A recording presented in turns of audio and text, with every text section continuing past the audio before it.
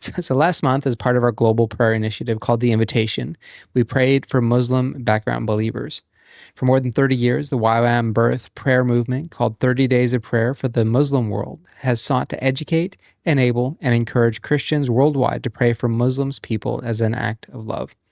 Now, the focus of the 2026 guide is on Muslim people from whom there are now radiant believers sharing the gospel with their own or nearby Muslim people groups. We can celebrate that bringing the good news to Muslims is not just something done by foreigners from faraway countries.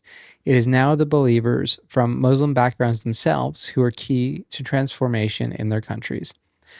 In the full letter at ywam.org, you can find ways that you can pray and take action with the 30 days of prayer for the Muslim world. We'll also embed the full video letter in the show notes. Now, in addition to the 30 Days of Prayer for the Muslim World Guide, another useful resource for reaching out to and sharing about Christ with people in the Muslim faith is a book called The Gentle Answer to the Muslim Accusation, a Biblical Falsification, which is written by Gordon D. Nickel. Now, the description of the book from Amazon reads, "The Gentle Answer is a scholarly response to the claim that many Muslims have made in relation to non-Muslims for more than 1,200 years, that the text of the Bible is corrupt and or falsified.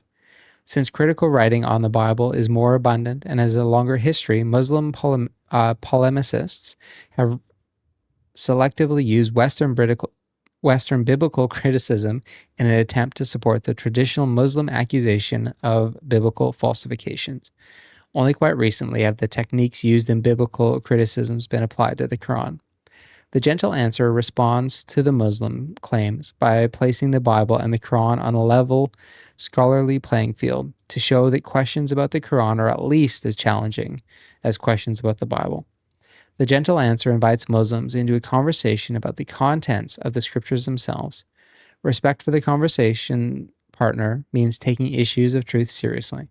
It means doing one's best to thoroughly understand accusations. It also means commanding one's own faith in terms of the partner's worldview. Differences in faith between Muslims and non-Muslims show no sign of going away in the years to come. But in a world of considerable political tension and violence, Muslims and non-Muslims must seize the freedom to openly discuss their differences together while nurturing mutual respect and committing to peaceful coexistence." Gordon D. Nickel, who earned a PhD from the University of Calgary, is a retired missionary and a professor of Islamic studies who's taught in Canada, USA, Pakistan, Malaysia, and India. Now, I've talked a bit with Gordon lately, and he actually mentioned that the book has been translated into Bengali, Telugu, Korean, and Mandarin. Now, there's also been moves to have it translated into Arabic and Urdu, which is a language spoken mostly in India. But Gordon has asked that we would pray that these translations would progress and that partners would be found to make those important translations available. As you can imagine, a book like that being available in Arabic and Urdu would do an amazing thing to help with the Muslim believers, or the Christian believers of Muslim background, to address those issues of biblical falsification. So it'd be really good to see the book translated into that. Now, you can find digital and paperback copies of The Gentle Answer to the Muslim Accusation of Biblical Falsification on Amazon, and we will link to that in the show notes. Now, I'll also link to Gordon's Substack, where he has some regular writing and some great articles about Islam, the Quran, and more.